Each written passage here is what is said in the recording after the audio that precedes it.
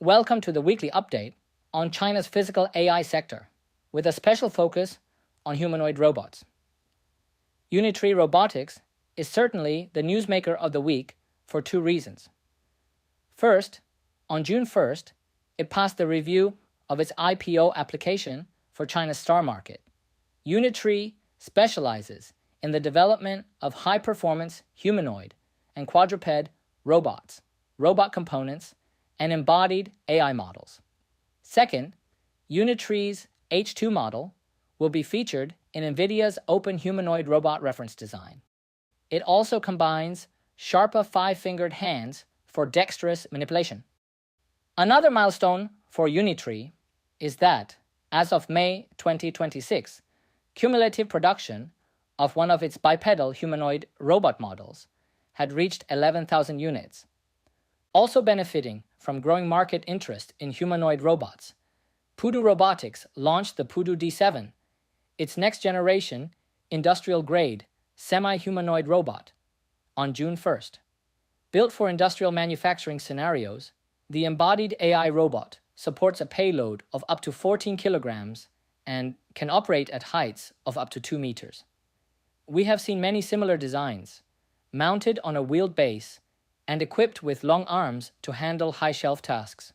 Pudu Robotics now has 4 product lines: delivery, cleaning, industrial robots, and general-purpose embodied AI. China's first AI industry insurance consortium has been launched in Shenzhen.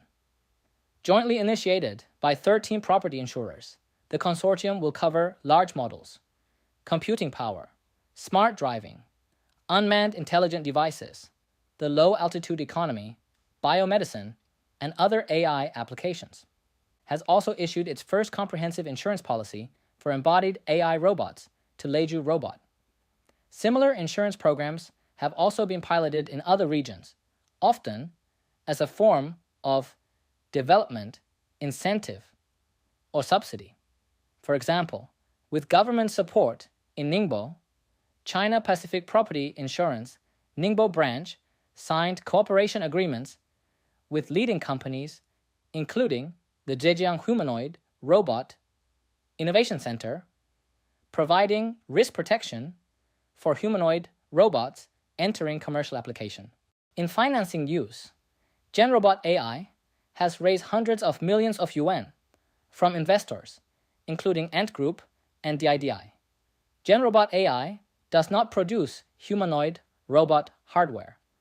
Instead, it provides real-world data for robots to learn and evolve.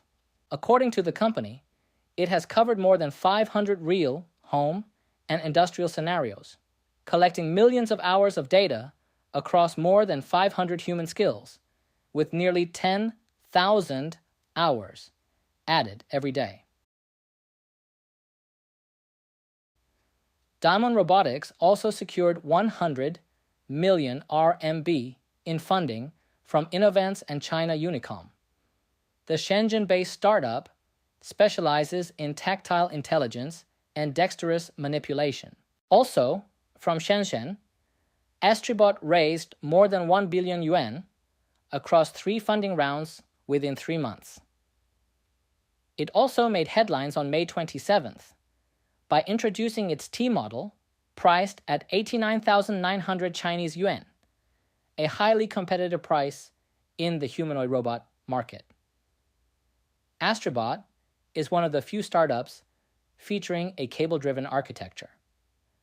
However, like many other humanoid robot startups, its applications remain at the pilot stage, mainly in service industries and education. XYZ, an embodied AI company, incubated by Beijing Academy of Artificial Intelligence, or BAAI, for just 10 months, has completed a new pre-A funding round, bringing its total financing to 1 billion RMB. The pace and scale are rare in China's embodied AI sector. Best-known success story is Jipu AI, often described as the first listed large model stock globally. Now, XYZ focuses on multimodal spatial intelligence and aims to build a general-purpose embodied brain for the physical world. Some practical application.